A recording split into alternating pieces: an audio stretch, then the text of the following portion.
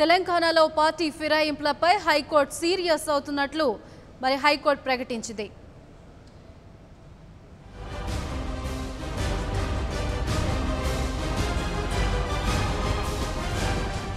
తెలంగాణలో పార్టీ మారిన ఎమ్మెల్యేలపై అనర్హత వేటు వేయాలని ప్రతిపక్ష పార్టీలు చేస్తున్న న్యాయ పోరాటంలో కీలక మలుపు చోటు చేసుకుంది.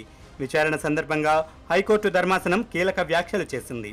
దీనిపై ఇప్పటికే పలుసార్లు విచారణ చేపట్టిన కోర్టు ఈసారి స్పీకర్పై సీరియస్ అయింది. పార్టీ ఫిరాయించిన వారిపై ఏ చర్యలు తీసుకున్నారో చెప్పాలని స్పష్టం చేసింది. వారంలోగా నిర్ణయం తెలపాలని స్పీకర్కు ధర్మాసనం గడువిచ్చింది.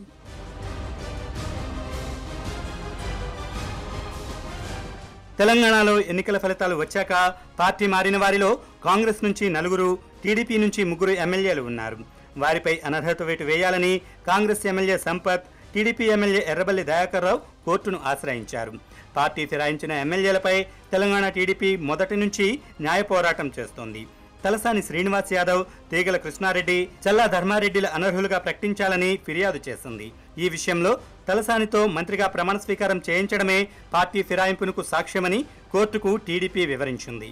ఇప్పటికే దీనిపై పలుమార్లు విచారించిన కోర్టు గతంలో ఇది స్పీకర్ పరిధిలోని ఉందని వ్యాఖ్యానిస్తూ నోటీసులు జారీ చేసింది. మరోవైపు కాంగ్రెస్ నుంచి గెలిచిన 4 కాంగ్రెస్ ఎమ్మెల్యేలు రెడ్జా నాయక్, యాదయ్య, విఠల్ రెడ్డి, కనకయ్య కూడా కారెక్కేశారు. వీరిపై వేటు కోసం కాంగ్రెస్ పార్టీ తమ ఆలంపూర్ ఎమ్మెల్యే సంపత్ ద్వారా కోర్టును ఆశ్రయించింది. దీనిపై ఇప్పటికే కాంగ్రెస్ కూడా స్పీకర్పై పలుసార్లు వారిపై అనర్హత వేటు వేయాలని డిమాండ్ చేస్తోంది. స్పీకర్ నిర్ణయం తీసుకోవడం ఆలస్యం అవ్వడంతో కోర్టు చురుగ్గా స్పందించాల్సి వచ్చింది.